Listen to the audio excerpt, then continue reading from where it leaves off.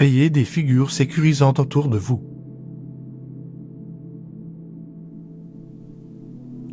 Quelles sont les causes d'une blessure d'abandon? La blessure d'abandon est liée au manque d'une figure attachante et sécurisante. Dans la quasi-totalité des cas, la blessure d'abandon s'installe dans l'enfance et se réactive à l'âge adulte. Plus largement, toutes nos blessures émotionnelles sont le fruit de nos expériences de vie et même de nos gènes.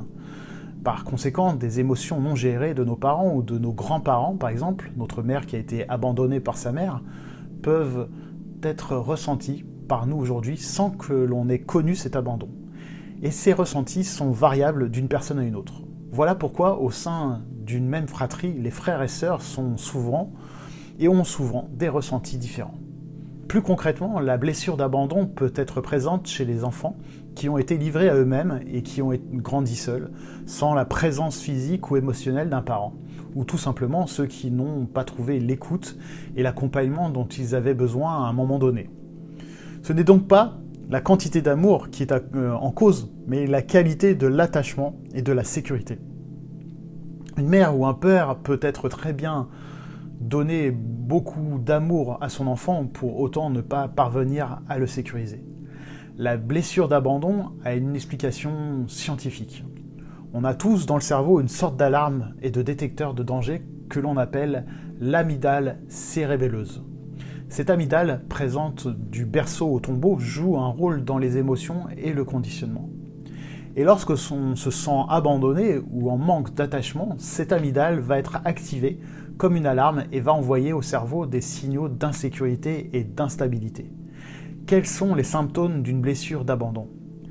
Si l'on n'en prend pas soin, la blessure risque de se réactiver tout au long de la vie.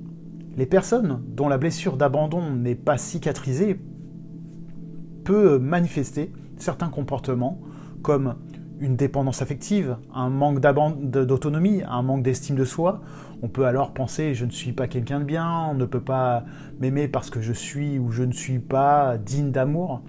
Il y a aussi la survalorisation des autres, une peur de la solitude, un sentiment de culpabilité, une propension à être attiré par des relations toxiques, une impression de rejet, d'être négligé, mis à l'écart en permanence ou d'autres, comme si les choses se répétaient. Quels sont les effets sur le couple, par exemple? Ça va dépendre de la stratégie de survie, autrement dit de la façon de mettre en place des ressorts intérieurs pour gérer une menace. On a tous une stratégie de survie qui nous est propre. On peut se montrer très dépendant vis-à-vis de son partenaire et manquer d'autonomie. On peut également être très exigeante car on estime qu'on a manqué de quelque chose pendant son enfance. On peut au contraire être dans le sacrifice permanent et accepter l'inacceptable. On peut également y avoir une stratégie qui consiste à répéter le même schéma.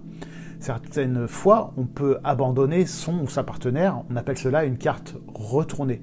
On préfère prendre les devants, couper court à l'histoire et se saboter pour ne pas revivre potentiellement un abandon. Mais il faut bien comprendre qu'à l'âge adulte, on n'abandonne pas son partenaire, on le quitte et on est donc dans l'action de la passivité. Toutefois, dans le cas d'une carte retournée, on n'est pas vraiment dans une démarche active, puisque c'est la peur qui orchestre nos actes. Quelles sont les conséquences au travail? La blessure d'abandon peut également avoir des effets sur la vie professionnelle. Elle peut se traduire par un manque de confiance en soi, un manque de confiance envers les autres, la crainte permanente de décevoir, de ne pas être à la hauteur et de se faire à terme licencier, donc abandonner encore une fois.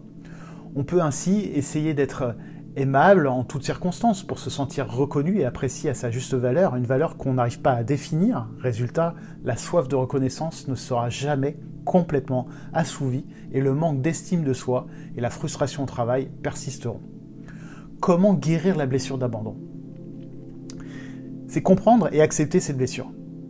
Le plus important est ce que l'on ressent et non ce que l'on vit.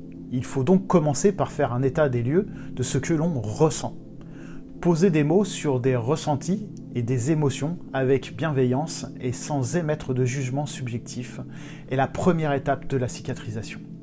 Cela permet de verbaliser ses émotions, d'être plus à l'écoute avec soi-même et de ne plus les fuir. Dans un premier temps, il faut apprendre à ne plus voir ses blessures comme un fardeau à porter, mais comme une opportunité de mieux se connaître. Ne jamais oublier qu'on n'est jamais fini et qu'on ne se découvre qu'au fur et à mesure de notre vie. À chaque difficulté, on va planter des graines qui ont tout le potentiel de nous rendre meilleurs.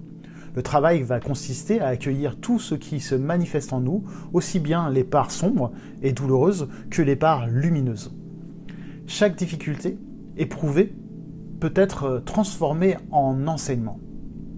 La thérapie va permettre de trouver du sens à nos croyances qui sont en l'état limitantes, handicapantes et aider à cicatriser la plaie progressivement.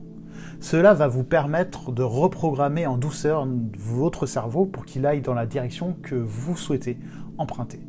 Cela vaut donc vraiment la peine de faire un travail sur soi pour muter et transformer notre façon de penser.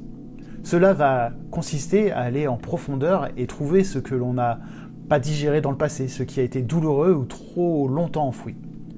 Chaque difficulté éprouvée peut être transformée en enseignement et en opportunité de mieux se connaître et d'ajuster ses attentes en permanence. Pouvoir déballer son sac et se sentir écouté par quelqu'un qui nous accorde une disponibilité d'attention sans jamais nous juger peut donc être une bonne solution, à condition de trouver un bon interlocuteur, un hypnotiseur faisant